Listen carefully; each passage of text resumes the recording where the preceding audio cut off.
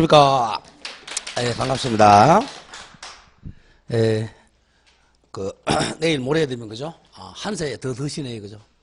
춘추 한 세 더 드시니까 좋아요. 예? 그럼 이제 30대 돼요, 이제? 예? 예, 40대 되는 거예요, 이제? 자, 그렇습니다. 여자분들은 나이 한 살 더 먹다가 기분 굉장히 나빠지더라고, 그죠? 남자분들은 한 살 더 먹다 기분 좋다 그러고. 자, 오늘 그렇고 또 진담 나가보죠. 나가보고, 오늘이 계약법 갈 차례죠. 계약법. 자, 그럼 우리가 이제 지금까지 배운 게, 총칙. 총칙은 추상적인 이제 법률행위를 배우는 데입니다. 법률행위. 법률행위 쉽게 얘기해서 계약을 갖다가 추상적인 말로 사용해서 법률행위라 그러는 거예요. 지금 배운 매매계약, 교환계약 이런 것을. 그래서 이제 법률행위는 반드시 의사표시가 포함돼야 되겠죠. 그죠? 의사표시가 있어야만이 법률행위가 됩니다.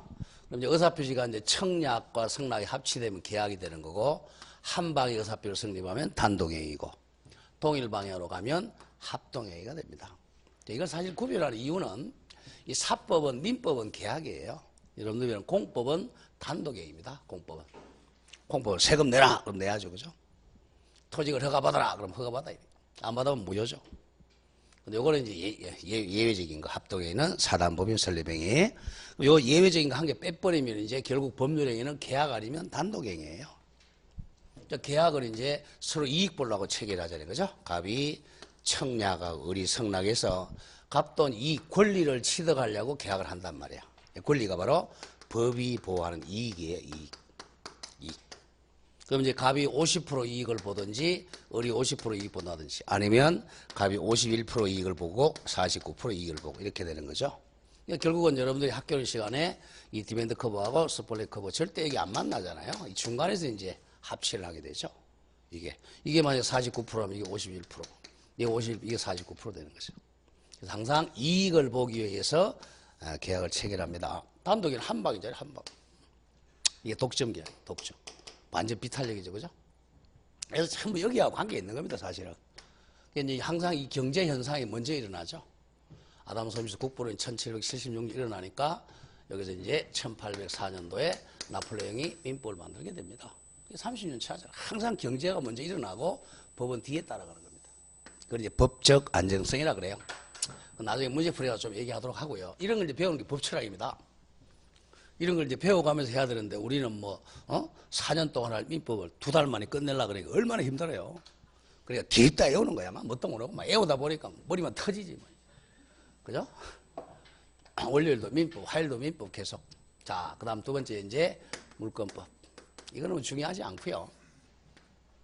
자, 그러면 이제 권리를 크게 이제 두 개로 나눈단 말이야. 이 권리를 재산에 관한 권리를 두 개로 나누면 물권하고 채권으로. 요거는 우리 배웠잖아요. 그죠? 물권과 채권. 물권은 이제 강행 규정이에요. 강행 규정.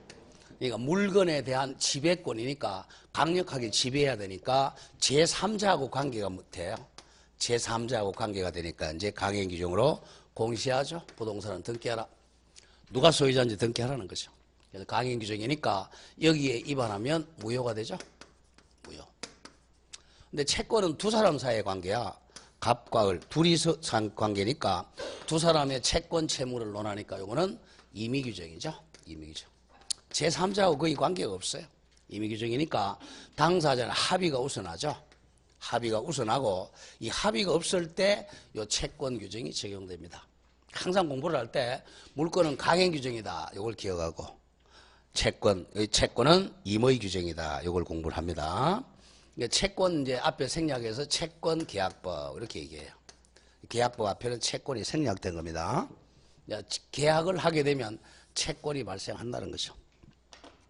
자, 그러면 이제 오른쪽으로 옵니다. 오른쪽에서 큰 2번 419페이지에 이 계약 자유의 원칙, 그것만 기억하세요. 계약 자유의 원칙과 제한인데 계약은 자유롭게 체결하면 돼. 왜? 둘 사이의 관계니까요. 그럼 가령 2번의 내용 정도만 기억합니다. 계약 자유 원칙 4가지가 있는데 1. 계약 체결의 자유입니다. 체결할 거냐 안 할 거냐 자유. 계약은 청약과 성락으로 성립하는 거 두 번째 줄 청약의 자유와 성락의 자유가 포함된다. 청약할 거냐 안 할 거냐 성락할 거냐 안 할 거냐 자유입니다. 두 번째 2번 내용 결정의 자유입니다. 자, 1억에 팔 거냐 5천만 원에 팔 거냐 공짜로 정의할 거냐 내용 결정의 자유입니다. 3번은 상대방 선택의 자유예요. 을한테 팔 거냐 병한테 팔 거냐 상대방 선택의 자유. 마지막 4번이 방식의 자유입니다. 서면으로 작성할 필요 없어요. 구두계약이 원칙이라는 겁니다. 이 네 가지를 계약 자유의 원칙이라고 그래요. 계약 체결의 자유, 상대방 선택의 자유, 내용 결정의 자유, 방식의 자유는 순서는 틀려도 상관이 없어요. 여기 한 10년 전에 한 답이 나왔죠. 다음 중 계약 자유 원칙이 아닌 것은 해서 답은 계약 해제의 자유가 답이죠. 계약 해제는 단독행위예요. 단독행위는 계약이 아니라 단독행위니까 법에 딱 규정이 있어야 돼요.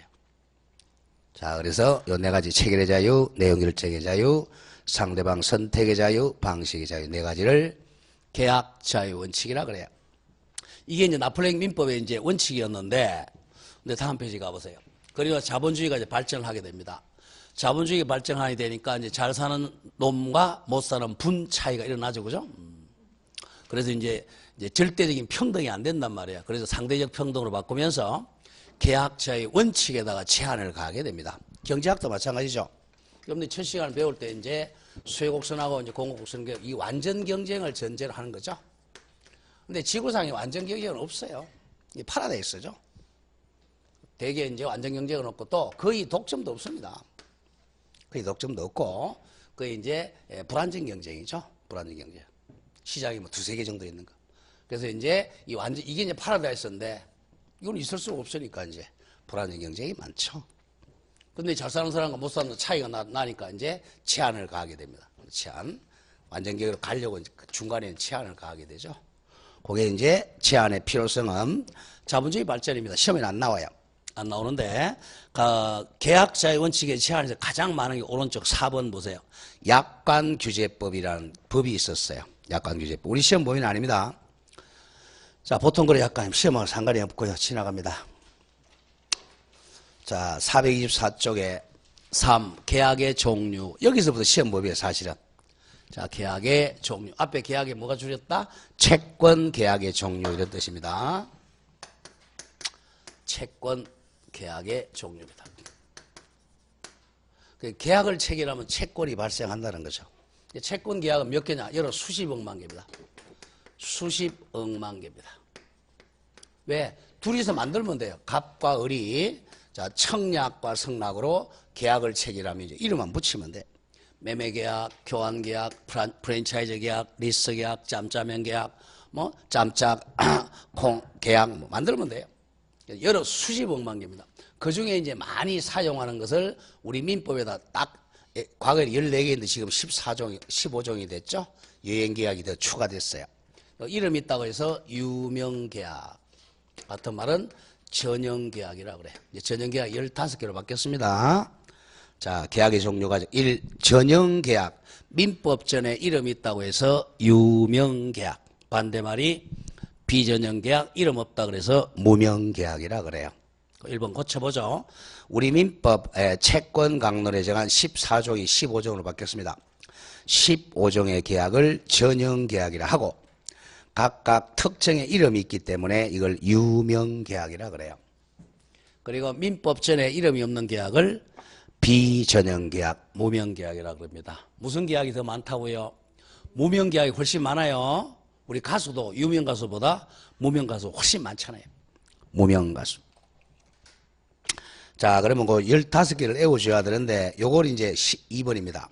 이 15종의 전형계약을 대개 요 4종류로 분류하는데 1번에 재산권을 이전해 주는 계약이 대표적이고 3개죠. 매매, 교환, 정여가 있습니다. 교환하고 정여를 바꾸세요. 왜? 정여는 시험 범위가 아니죠. 자, 일단 우리 여기서 이제 시험 범위를 이제 들어가는 거예요.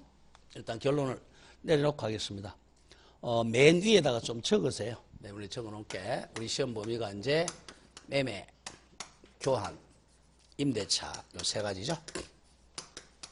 자, 요 세 가지 이제 공통점이 뭐냐 하면, 공통점이, 일단 쌍무계약, 쌍무. 다음 유상, 쌍유, 낙성, 분료식 계약입니다. 이건 좀 암기를 하셔야 돼요. 이런 머리글 닫아서 쌍유, 낙불계약 그럽니다. 쌍유, 낙불계약. 여기서 이제 쌍유와 유상이 가장 중요하죠. 자, 반대말이, 자, 쌍무의 반대말은 편무입니다.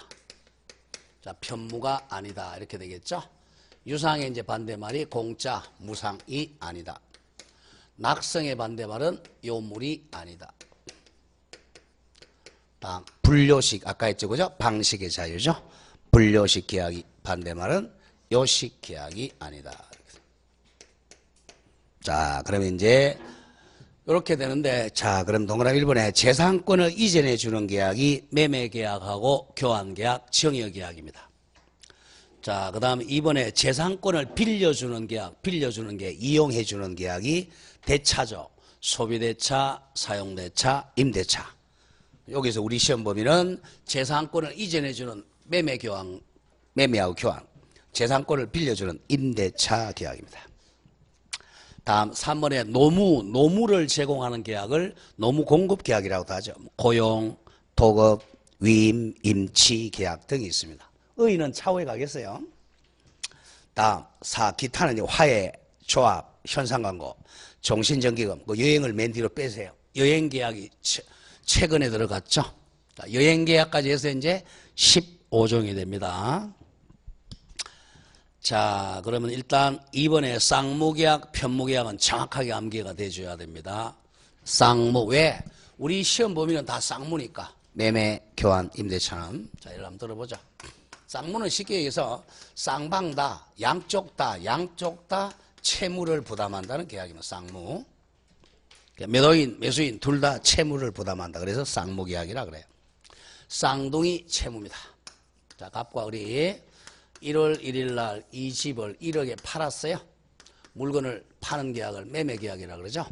그럼 물건을 파는 사람을 매도인이라 그럽니다. 물건을 사는 사람을 매수인이라 그래요. 자, 그러면 매도인의 의무 바로 외운다. 쌍무니까 양쪽 다 채무가 있어야 돼. 매도인은 재산 준다 그랬잖아. 가옥. 그러니까 의무가 재산권 이전해 줄 의무. 재산권 중에서 소유권을 팔았다 그러면 소유권 이전 의무. 전세권을 팔았다. 전세권 이전 의무. 임차권을 팔았다. 임차권 이전 의무죠. 재산권 이전해 줄 의무. 매수인 돈 준다 그랬죠? 이 돈 1억이니까 대금, 매매, 대금 지급입니다. 대금. 이건 한자를 쓸 줄 알아요. 이거는 한자. 다른 건 한자를 쓸 줄 모르고. 이건 왜냐면 금전에 안 한다는 거예요. 매매 대금은. 매매 대금은 금전에 안 한다. 대금 지급 의무입니다. 이게 이제 한 개의 A 매매 계약에 의해서 매도인도 의무가 있고 매수인도 의무가 있으니까 쌍무 계약이라 그래요.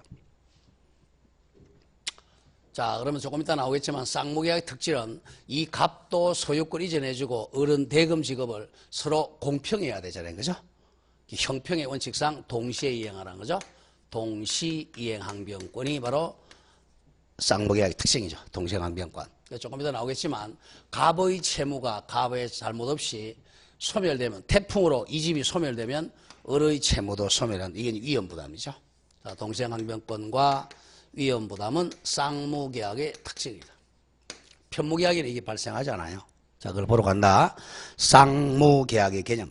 계약의 양당사자, 갑을 두 사람 다 대가적 의미를 가지는 채무를 둘 다 부담하는 계약을 쌍무계약이라 그래요. 쌍무.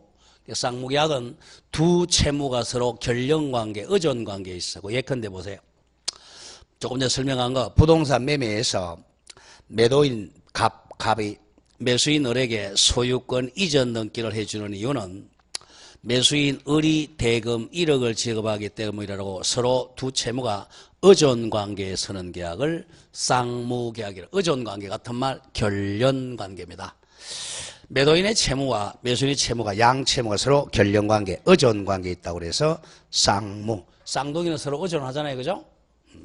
그럼 쌍무계약이 이제 앞에 8개가 나와요. 매매, 출근나간다, 교환, 임대차 잘라주고 고용, 도급, 조합, 화해 뒤 하나 더 적어서 여행계약, 여행에서 8개입니다.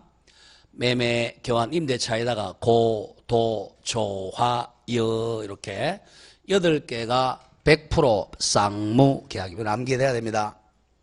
쌍무계약 8개 뭐라고요? 매매, 교환, 임대차, 고, 도, 조, 화, 여행계약 이 8가지가 100% 쌍무계약이며 심표 뒤에 4개 소비대차의 소자에 줄 긋고요. 위임의 임, 임치의 임 하나 빠져있네. 종신정기금 적으세요. 종신정기금의 종. 자, 요거 너희 바로 외운다. 소비대차 뭐 이걸 떠나서 소, 위, 임, 종 이렇게 기억합니다. 자, 소비대차, 위임, 임치, 종신정기금 요 4가지는 자 유상, 자 유상 쉽게 해서 대가를 주면 유상일 때는 쌍무계약이 되고요. 공짜일 때, 무상일 때는 편무가 됩니다. 요 3가지는 쌍무로 계약할 수도 있고 편무로 계약할 수 있는 4가지가. 이걸 조심해야 됩니다. 아까 8개는 뭐죠? 100% 쌍무계약이 돼야 돼. 100% 쌍무계약 8개는 매매, 교환, 임대차, 고, 도, 조, 화, 여는 100% 쌍무인데 뒤에 4개 소위가 암기할 때는 이렇게 암기시켜요. 소위가 죽을 때, 임종할 때 상을 타고 죽으면 유상 쌍무입니다. 상도 못하고 객값으로 대접버리면요 편무 무상이 됩니다. 자살해 죽으면 편무 무상, 상 타고 죽으면 쌍무 유상이 됩니다. 그 소위 임종을 좀 정리를 하고요. 자, 그럼 오른쪽 갑니다. 이 편무계약은 100% 편무계약이 3개밖에 없어. 편무는 그냥 한쪽만 채무를 지는 계약이다. 의존관계가 없는 계약입니다. 자, 2번째 줄 줄거세요. 정여, 사용대차, 현상광고입니다. 자, 그럼 그 3개의 의무자를 한번 적어보세요. 정여는요, 정여자만 의무가 있어요. 아버지가 자식에게 용돈 준다고 정여 계약했어요. 용돈 줄 의무는 아버지밖에 없습니다. 자식은 용돈 줄 의무가 없어요. 다음 사용대차는 공짜로 빌려주는 계약이야. 그러니까 사용대주만 의무가 있고 빌려주는 사람. 현상광고는 광고 낸 사람, 광고주만 의무자가 있어요. 광고주는 보수 지급할 의무가 있죠. 정사현 이렇게 옵니다. 정사현은 100% 편무 계약에 속하고 뒤에 나오는 소위 임종은 무상인 때만 편무 계약이 됩니다. 15개를 어떻게 나눴죠? 8, 3, 4 이렇게 나눠져요. 8개는 100% 쌍무계약, 3개는 100% 편무계약, 뒤에 4개 소위 임종은 유상일 때는 쌍무계약, 무상일 때는 편무계약이 됩니다. 왜 골치 아프게 구별해서 암기시키느냐? 그 3번을 외워줘야 돼요. 이렇게 구별하는 실제 이익이 뭐냐 하면 쌍무계약은 갑과 을 두 채무가 서로 결연관계 같은 말 의존관계에 있기 때문에 2가지 문제 동시이행항변권하고 위험부담 문제가 발생한다. 그러나 편무계약은 한쪽만 의무가 있으니까 이 2가지 문제가 발생하지 않는다. 그 점을 조심을 해야 됩니다. 가려고 2번으로 갑니다. 유상계약과 무상계약.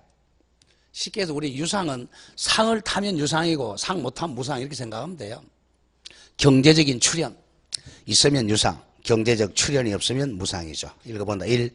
유상계약은 계약의 쌍방 당사자 갑과 을이 대가적 의미를 가진 출근나간다. 경제적인 출연을 하는 계약을 유상계약이라고 그래. 경제적으로 뭔가 주고받으면 유상계약입니다. 공짜는 무상이라는 거죠. 자, 그러면 자 유상계약은 자 아까 8개 있죠. 아까 8개 뭐뭐 했죠? 매매, 교환, 임대차, 고, 도, 조, 화, 여. 요게 이제 쌍무였잖아요. 그죠? 여기다가 한 개 더 추가가 돼요. 한 개가 추가됩니다. 현상광고죠. 현상광고는 나중에 이제 지정행위를 완료한 사람에게 광고주가 보수를 지급한단 말이야. 이것도 유상이 들어가고, 유상은 이제 9개가 되죠. 유상계약은 100% 이제 9개가 돼. 쌍무 더하기 현상 광고입니다. 쌍무 더하기 현상 광고가 유상계약이 됩니다. 그러니까 적어서 유상계약은 쌍무계약 더하기 현상 광고에서 9가지가 9가지가 유상계약이에요. 현상 광고. 자, 그다음 2번 무상계약은 100% 2개입니다. 2개. 무상은 몇 개라고요? 2개. 공짜라는 거죠. 공짜. 두 번째 줄 보세요. 정여하고 사용대차 두 가지는 100% 무상계약입니다. 정여는 공짜로 재산권 이전하는 계약이고, 사용대차는 공짜로 빌려주는 계약입니다. 자, 그렇게 정리합니다. 유상계약이 100% 유상계약이 몇 개라고요? 9개고 무상계약이 100% 2개입니다. 자, 그러면 이제 밑에 3 구별 실익 내려옵니다. 자, 구별 실익은 동그라미 2번입니다. 유상계약의 대표가 매매입니다.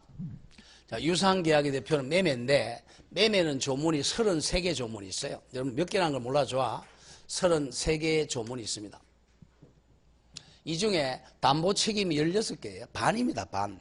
그래서 자, 유상계약의 가장 중요한 게 매도인 담보 책임이죠. 매매 규정을 유상계약에 준용하도록 되어 있어요. 준용. 자, 그게 이제 2번 얘기죠. 유상계약에는 매매에 관한 규정이 준용된다. 준용되므로 매매에서 가장 중요한 담보 책임을 지게 된다. 잘라주고. 그러나 무상계약에서는 공짜니까 담보 책임이 성립되지 않습니다. 아직 담보 책임은 차후에 배우겠지만. 자, 그럼 다음 페이지 갑니다. 위에 이제 참고가 나오죠. 요 4개 아까 기억합니다. 소위 임종 나오죠. 자, 소비대차, 위임, 임치, 종신금, 정기금은 경제적인 출연을 하느냐 안 하느냐에 따라서 유상이 될 수도 있고 무상이 될 수도 있어요. 아까 정리했죠? 요 4가지는 자, 유상일 때는 무슨 계약이 된다고? 쌍무계약이 되고요. 무상일 때는 편무계약이 됩니다. 이건 기억해야 됩니다. 소비대차, 위임, 임치는 자, 경제적인 출연이 있으면 유상 쌍무고, 경제적 출연이 없으면 무상 편무가 돼. 이건 의 좀 기억하죠. 자, 소비대차는요, 자, 돈 빌려주고 이자, 적어보세요. 이자부 소비대차는 유상 쌍무입니다. 무이자 소비대차는 무상 편무야. 이자를 받으면 유상, 이자 안 받으면 무상이죠. 다음, 위임은 사무 처리를 위탁하는 계약이에요. 심부름 시키는 계약이죠. 쉽게 얘기해서. 그래서 위임에서는 비용을 받으면 유상 쌍무, 비용을 안 받으면 무상 편무입니다. 다음, 임치는 물건을 보관시키는 계약입니다. 보관료를 받으면 유상 쌍무, 보관료 안 받으면 무상 편무입니다. 자, 종신정기금은 죽을 때까지 종신까지 정기적으로 뭔가 지급하는 계약이에요. 원금을 받았으면 유상 쌍무, 원금이 없었다면 무상 편무입니다. 이 소위 임종은 자, 둘이 계약할 때 유상 쌍무로 계약할 수도 있고 무상 편무로 계약할 수도 있습니다. 요 4개 빼고 아까 11개는요 100% 유상, 100% 무상 이렇게 돼야 돼요. 자, 그 점을 좀 조심해야 됩니다. 14개를 외울 때 그렇게 좀 외워주면 돼. 14개를 한번 볼까요, 그럼? 외울 때 이제 쌍무, 편무.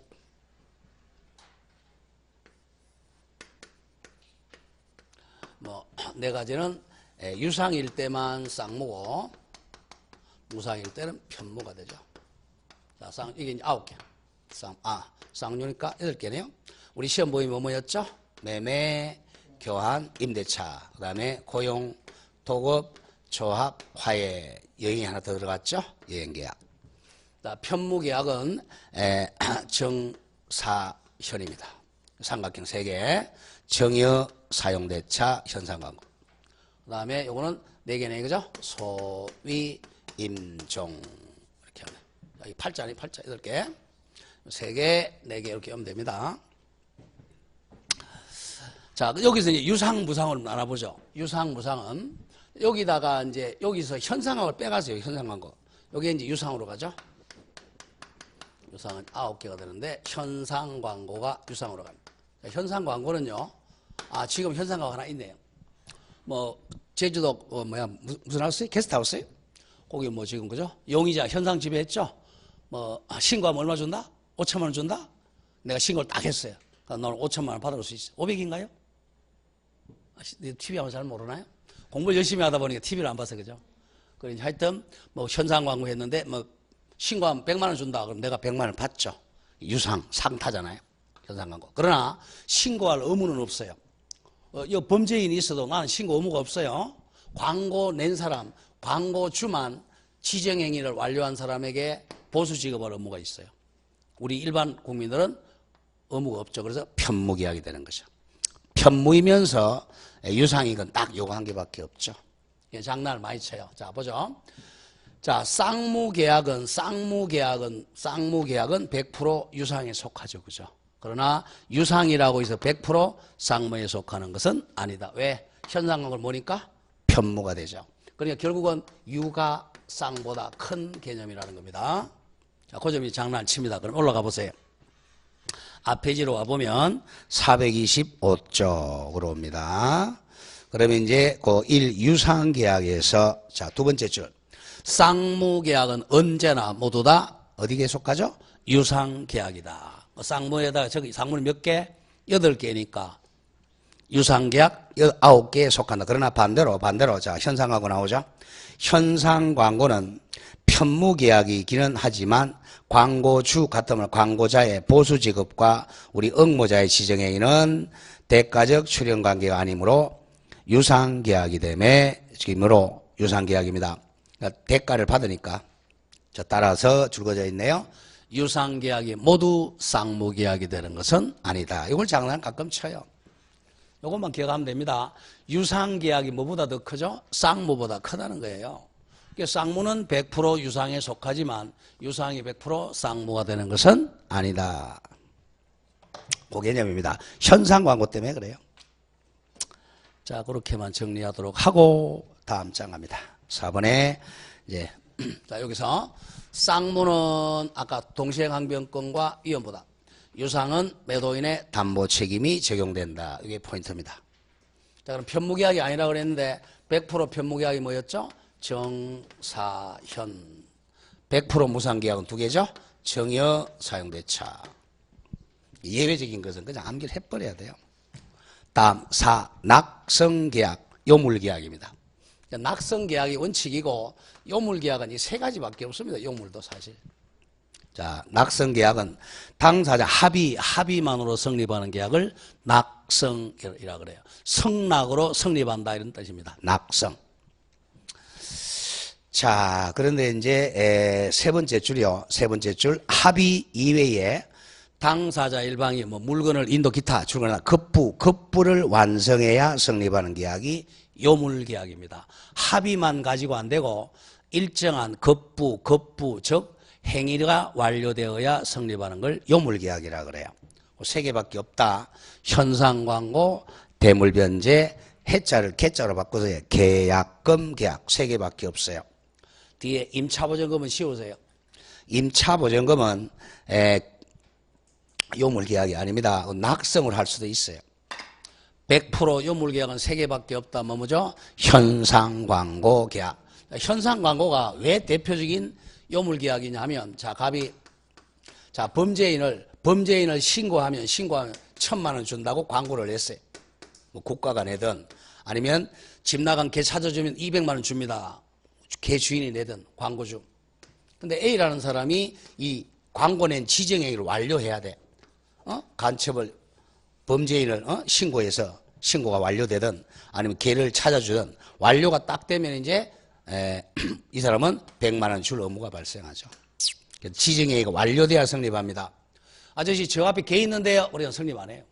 그걸 딱 잡아야 돼. 완료해야 돼요. 또 현상하고 대표적인 애가 우리가 뭐 조선일보 같은데 뭐 신문에서 그랬죠? 신문에서 1등하면 얼마, 2등하면 얼마, 3등하면 얼마. 우리가 이제 소설이나 시를 갖다가 신문에 보내잖아요. 그죠?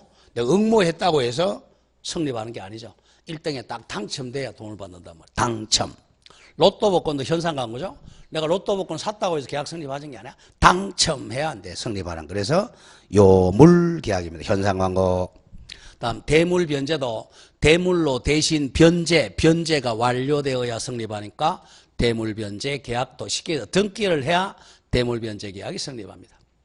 다음 계약금 계약도 통장에 계약금이 딱 꽂혀야 성립합니다.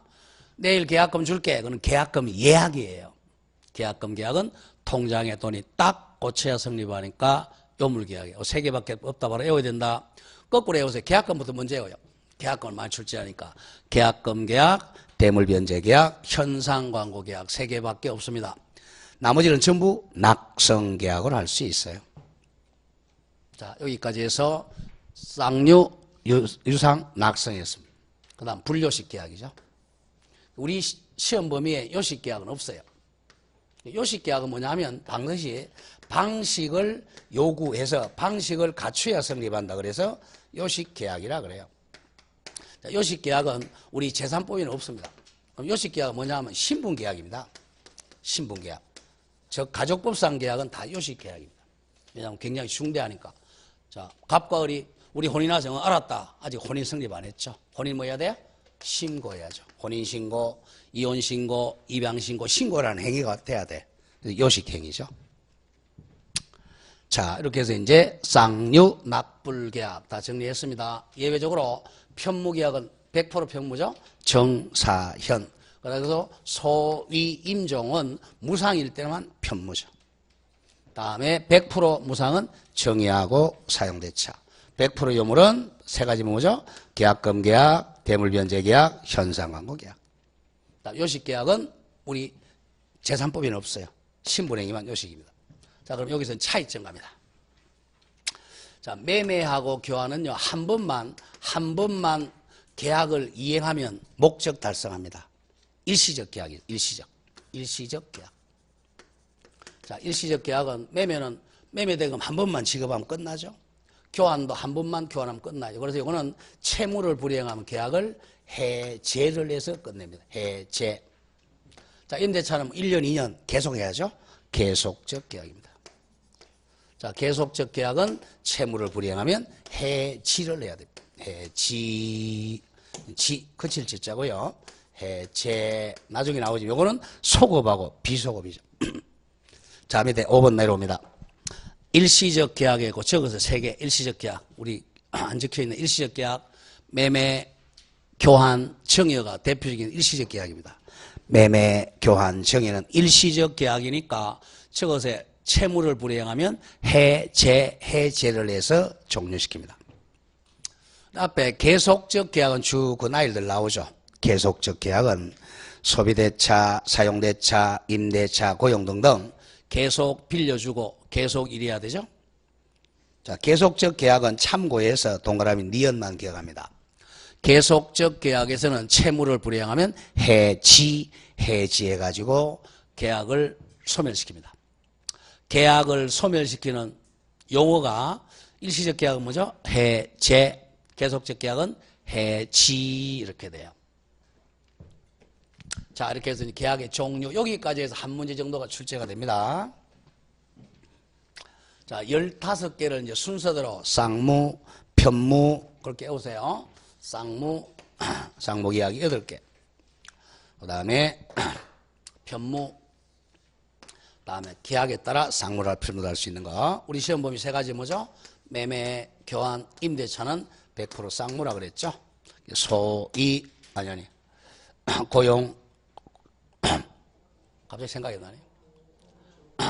고도조화, 여행이 하나 더 들어갔어요. 그 다음에 정여, 사용대차, 현상광고는 100% 편무고, 계약에 따라 뭐 쌍무로 할 수도 있고 편무로 할 수 있는 게 4개, 소위, 임종 이렇게 된다 그랬죠.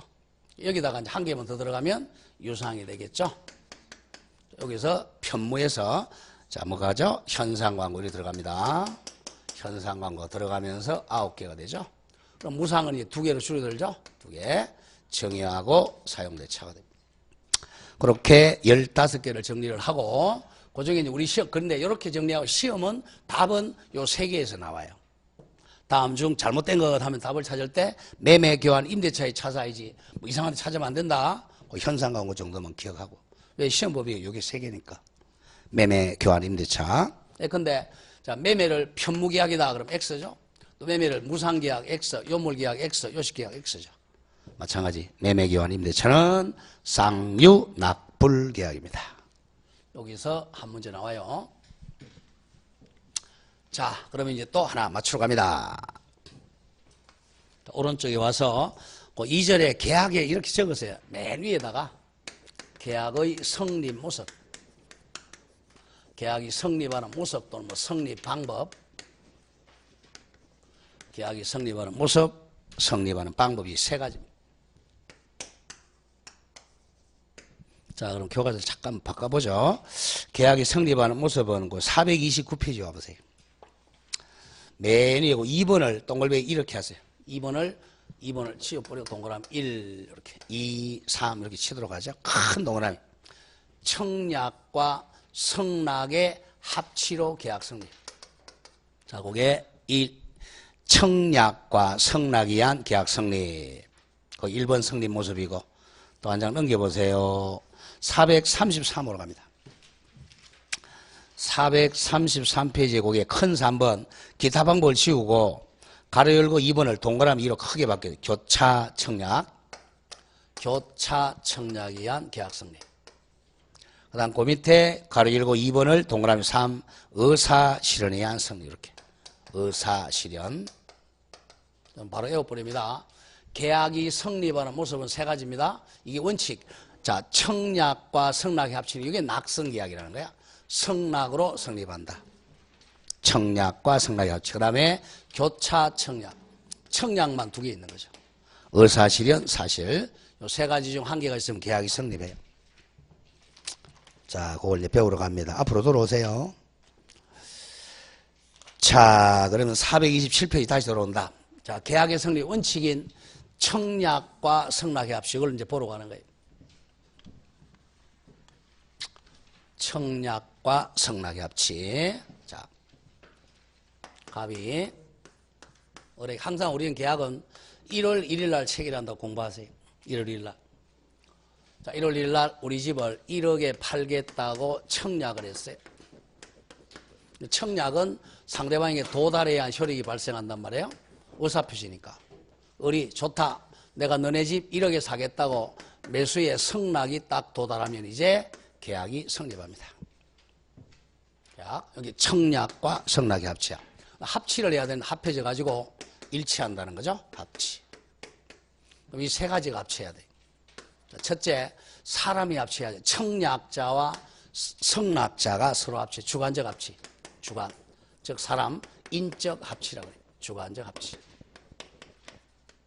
갑이 을에게 청약하면 을이 성락해야지 병이 성락하면 안 됩니다. 만약 이 합치가 안 되면 불합치라고 그러죠. 아니 불자. 불합치. 불합치 같으면 불합의가 있으면 계약은 불성립으로 끝납니다. 성립되지 않는다는 거죠. 항상 계약은 먼저 성립을 하고 그리고 효력 요건을 갖춰야 효력 요건을 갖춰. 이게 성립 요건, 효력 요건이죠. 그러면 자기가 원했던 대로 효력이 발생하는 게 유효, 자기가 원했던 대로 효력이 발생 안 하면 무효나 취소가 되는 거죠. 그래서 성립을 해야 유효, 무효, 취소로 나눕니다. 아예 불성립이 돼버리면 유효, 무효로 갈 필요가 없어요. 자, 그 다음 주관적 합치, 다음 객관적 합치입니다. 객관적 합치는 1억에 팔겠다, 1억에 사겠다 이렇게 돼야죠. 얘는 1억에 팔겠다 그랬는데 을은 9,500에 사겠다 그러면 내용이 불합치죠. 객관적 불합치. 객관적, 내용적 합치가 돼야 돼요. 내용적 합치. 쉽게 가격이 같아야죠. 다음 마지막으로 우리 교재는 없지만 3. 시간적 합치도 있어야 돼요. 시간적 합치. 나중에 나오겠지만 이제 시간적 합치는 자 청약하는 방법이 2개가 있어요. 갑이 청약을 하면서 을한테 야 1월 1일 날 청약을 하면서 언제까지 성락해달라고 성락기간 적지는 마시고 성락기간을 정하는 경우가 있어요. 성락기간을 2월 1일까지로 정했다. 딱 정했다면 2월 1일까지 성락에 도달해야 돼. 이때까지 도달 안 하면 계약이 성립 안 해요. 시간적 불합치 때문에. 다음 두 번째는 성납 기간을 안 정해요. 정하지 않는 경우. 이때는 상당한 기간 내에 도달해야 됩니다. 요 세 가지가 합치되면 이제 계약이 성립합니다. 요 중에 원칙이 오니까 이제 앞에다 먼저 적어 놓은 거예요. 자, 1. 계약의 성립. 합의 같으면 합치입니다. 합치. 합의, 합치. 자, 이제 밑에 가려고 1번에 합의, 합치 요건 1. 객관적 합치 이퀄 내용적 합치라고 적었어요. 내용적 합치. 1억 이렇게 합쳐야죠. 자, 동그라미 1번. 청약의 의사표시와 성락의 의사표시는 내용적으로, 객관적으로 일치하는 것을 객관적 합치라 그래요. 자, 그래서 세 번째, 예컨대 보세요. 예컨대 청약에 대해서 단순히 객관적 성락이 있어야 한다. 잘라주고, 만약에 청약에서 제시하지 않은 새로운 사항을 성락에서 제한하는 조건을 붙인 성락이 되면, 조건 붙이니까 불일치죠. 불합치니까 계약 성립 안 해요. 조건 붙인 성락이 되어 계약은 일단 불성립한다까지만 정리합니다. 자, 그래서 동그라미 2번에 이제 합치, 객관적 합치가 되기 위해서는 계약의 중요분에 관해 의사의 일치가 있어야 됩니다. 중요 부분. 그 중요 부분이 나오죠. 줄건 거 세 번째 줄. 매매 계약에서 중요 부분은 매매 목적물, 가옥과 매매 대금 1억이죠. 임대차에서는 임차 목적물과 차임이 합치가 돼야 됩니다. 자, 이게 이제 객관적 합치, 내용적 합치고 다음 장 갑니다. 2번이 주관적 합치, 사람의 합치죠. 인적 합치. 예컨대 나오죠.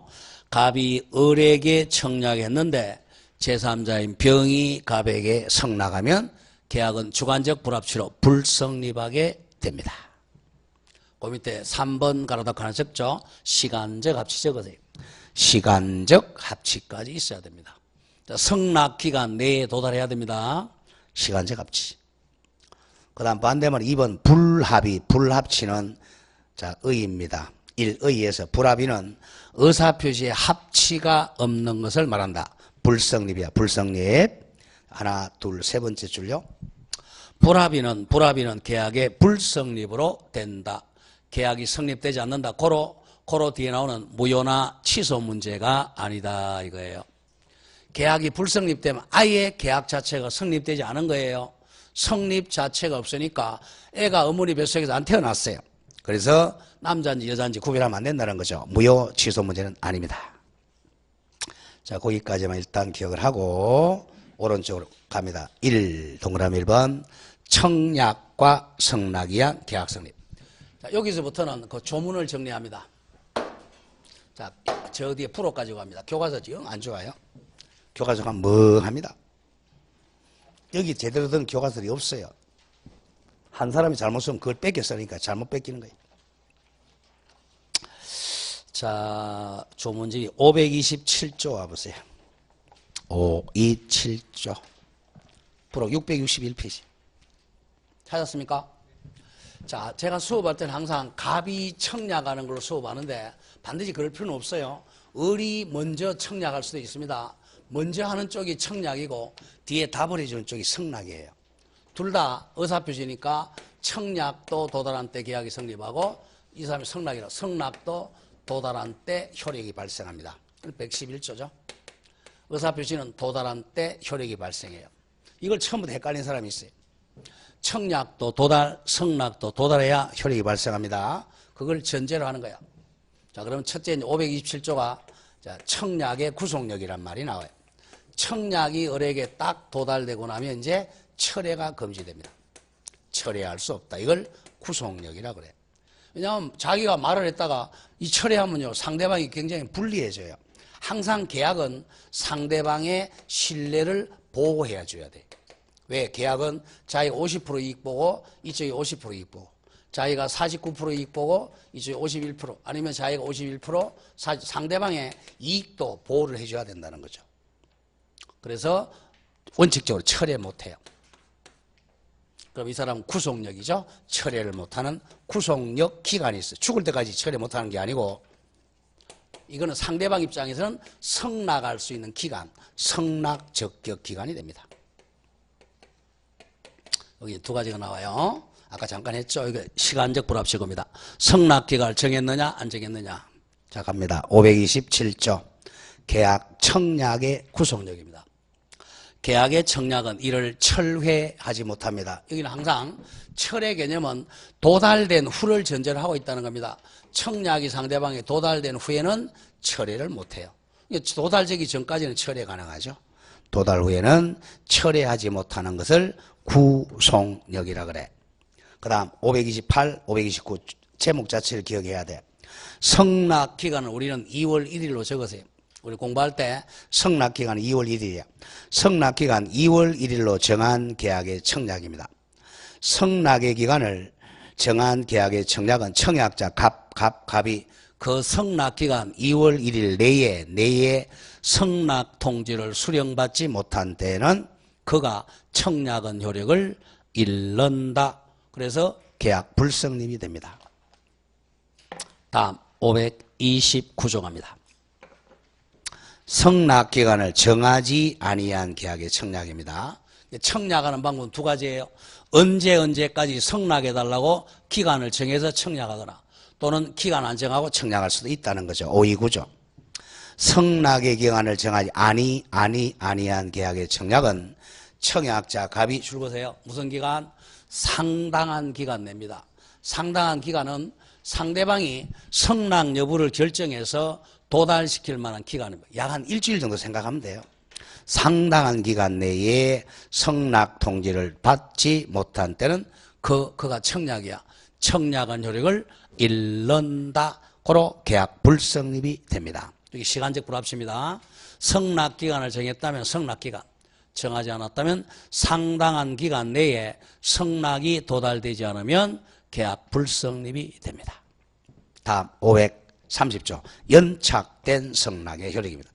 자, 연착은 두 가지가 있죠. 성납 기간을 정했다면 성납 기간, 정하지 않았다면 상당한 기간입니다. 전두조라는 것은 앞 두조 529, 598조 두 개 조문에게 연착된 성납은 청약자 갑의 일을 새 청약으로 볼 수가 있다. 이걸 찾으래요. 자, 갑이 을에게 첫째 1월 1일 날 청약을 하면서 성납 기간을 2월 1일까지로 정했어요. 두 번째는 성납 기간 안 정했죠. 정했다면 2월 1일까지 도달시켜야 되고 안 정했다면 상당한 기간 내에 도달이 돼야 계약이 성립합니다. 이 기간이 지나가지고 2월 1일이 지나서 2월 3일을 도달했다. 상당한 기간이 지나서 도달했다. 그러면 이 청약 자체의 효력이 상실합니다. 이 청약의 효력이 상실하니까 이 연착돼가지고는 계약이 불성립이 되죠. 계약 성립하지 않아요. 그럼 다시 계약하려면 다시 또 갑이 청약을 하고 을이 성납을 해야죠. 시간이 많이 걸리잖아요. 그러니까 빨리 계약을 성립시키기 위해서 최초 청약자 갑이 요 연착된 성납을 요걸 새로운 청약으로 볼 수가 있다는 거죠. 이 성납을 갖다가 새로운 청약으로 보니까 갑이 이번에는 성납만 해주면 빨리 계약이 성립할 가능성을 열어두고 있는 거죠. 그래서 많이 내요.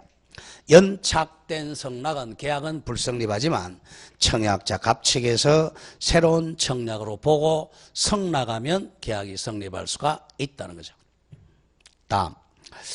그 다음에 이제 그 534조에 변경을 가한 성납. 요거는 자, 객관적 불합치가 됐을 때 얘기입니다. 요것도 새로운 청약으로 본다 합니다. 족 변경을 가한 성납. 요것도 많이 출제해요. 534조. 성납자가 청약에 대해 조건을 붙이거나 변경을 가하여 성납한 때는 그 청약 거절과 동시에 새로 청약한 것으로 본다, 간주한다. 보죠. 자, 갑이 을에게 우리 집을 현금 1억에 팔겠다. 자, 현금에는 자기압 수표도 현금으로 인정합니다. 자기압 수표. 현금 1억에 팔겠다 그러면 을이 단순히 내용이 합치돼야 돼. 좋다. 현금 1억에 사겠다. 그래야 계약 성립하는데 을이 조건을 가하거나 변경을 가합니다.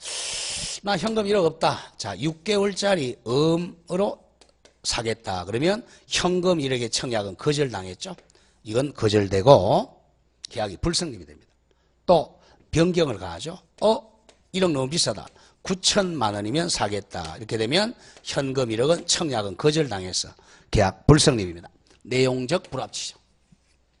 자, 그랬을 때 다시 또 갑이 6개월 전에 음에 팔고 싶다. 9천만 원에 팔고 싶다. 다시 청약을 해야 돼요.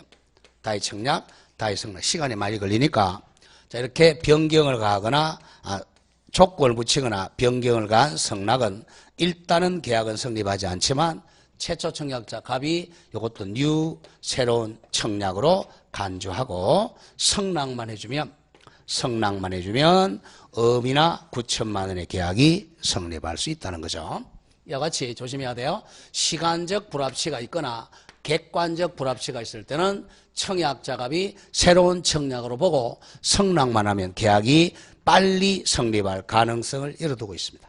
그러나 이 주관적 불합치는요, 이런 경우가 없어요. 사람이 다르니까. 자, 그 점 조심을 하고, 그 다음에 이제 어디로 가느냐? 531조 올라갑니다. 자, 중요 표시하세요. 격지자 간의 계약 줄거 성립식입니다. 성립식이. 이게 교재도 많이 틀리는데요. 격지자 간의 계약은 발신주의입니다. 예외로서 발송한 때 성립한다. 이렇게 되어 있어요. 자, 갑니다. 격지자입니다.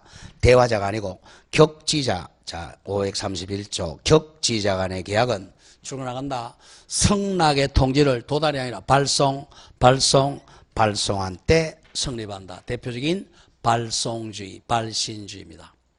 격지자 간의 계약은 예외적으로 성락 통지를 발송한 때 성립합니다. 청약 발송이 아니고 성락 발송입니다. 여기까지가 이제 청약과 성락이 한 성립했어요. 자, 그럼 교재 옵니다. 그래서 429로 가면, 자, 청약도 의사표시, 성락도 의사표시야. 둘 다 도달해야 효력 발생합니다. 자, 1. 청약의 의. 청약은, 자, 이에 대응하는 성락과 결합해서 일정한 계약을 성립시킬 목적으로 하는 줄거죠. 일방적, 확정적 의사표시 다까지만. 청약은 일방적이고 확정적 의사표시야. 확정적이라는 것은 가격이 결정돼 있어야 된다는 거야. 1억이면 1억, 9천이면 9천 확정이 돼 있어야 돼. 우리 집 대충 팔겠다. 이건 청약이 아니에요. 다음 1. 그래서 청약은 의사표시입니다. 의사표시. 2. 중요표시예요. 청약의 상대방은 불특정 다수인도 무방하다. 이걸 많이 내죠. 자, 청약의 대표적인 애가 자동 판매기 설치예요. 자판기 설치. 자, 자판기를 설치하면 길거리 가는 불특정 다수인 ABCD가 동전 넣고 성락하죠. 그래서 청약의 상대방은 불특정 다수인도 무방하다. 반드시 기억해야 돼요. 2번에서 두 번째 줄 맨 뒤에 불특정 다수인에 대한 것도 유효하다. 예컨대 자동 판매기를 설치하는 자판기 주인 갑은 청약자가 되고 심표. 거리를 다니고 있는 불특정 다수인이 상대방이 됩니다. 그럼 3번에 청약에는 딱 확정될 수가 있어야 돼. 확정됐거나 확정될 수 있어야 돼. 판례학습 자주 나오는 거 보죠.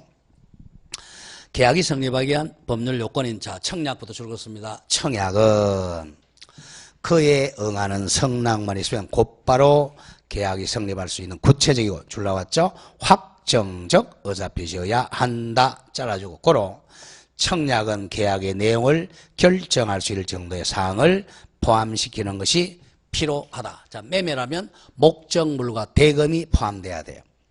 목적물과 대금. 목적물과 대금이 포함돼야 됩니다. 자, 그럼 다음 장 가보세요. 2번 청약의 효력은 땡땡 제거. 청약 효력은 도달주의죠. 도달한 때 발생한다. 111조. 1번 효력 발생해서 청약도 상대방 을에게 도달한 때 효력을 발생한다. 111조입니다. 그 다음 2번에 청약의 구성이 아까 읽었죠. 기억. 청약이 도달하면 효력이 발생한 때는 청약자 갑은 임의로 철회하지 못한다. 이를 청약의 구속력이라고 합니다. 청약의 구속력. 그 다음 미연의 청약의 존속기간 같은 말 성락 적격기간이죠. 청약자로 봐서는 구속되는 기간이지만 상대방 입장에 정확하게 성낙할 수 있는 기간이 됩니다. 자, 청약의 구속기간이 두 개가 있다 그랬죠. 조금 이따가 합니다. 자, 오른쪽에 밑에 판례학습 정리합니다. 아까 했지만 청약도 자유고 성낙도 자유입니다. 청약이나 성낙은 자유야, 자유야. 자, 읽어 나간다. 청약자가 줄 긋는다. 일정 기간까지 한 달 이내에 성낙의 확답이 없으면 계약은 체결된 것을 본다. 아무런 효력이 없어요. 본다라는 청약을 한 경우에 또 심표. 청약의 상대방 을에게 청약을 받아들일 것이 여부이거나 회답 의무가 없다 있는 것은 아니므로 상대방을 구속하는 힘은 없다 이겁니다. 일주일 전까지 가만히 있으면 성낙한 것을 본다. 아무런 효력이 없어요. 너 혼자 봐라. 나는 안 본다는 겁니다. 성낙의 의무 있다 없다? 없다. 자주 나오는 판례입니다. 이 본다라는 개념은요, 법률 규정에만 쓰는 거예요. 본다는 100%니까. 본다 같은 말 간주한다. 100%니까 바꿀 수가 없어요. 이건 반드시 법 조문에만 쓰는 거야. 법 조문이 아니고 사람이 말로 쓰면 안 돼요. 저 앞에 간 사람은 자 머리가 기니까 저 사람 여자로 본다. 앞에 간 남자야. 바꿀 수도 없잖아요. 이거.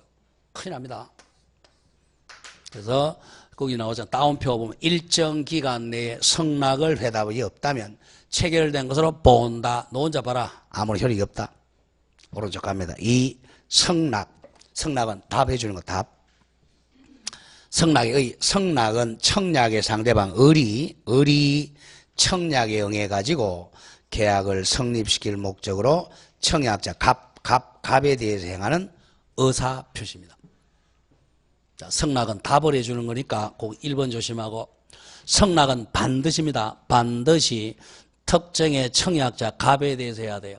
갑에게 도달돼야 됩니다. 따라서 청약과는 다른 점은 불특정 다수에 대한 성낙은 절대로 있을 수가 없다는 겁니다. 주관적 합치 때문에 그래요. 청약자인 갑에게 성낙이 도달해야지 엉뚱한 사람에게 도달하면 안 된다. 이게 주관적 합치 때문에 그렇습니다. 그 다음 2번 또 객관적 합치네. 성낙은 청약 내용과 일치하여야 한다. 이게 객관적 합치. 그리고 그 뒤에 시간적 합치 나오죠.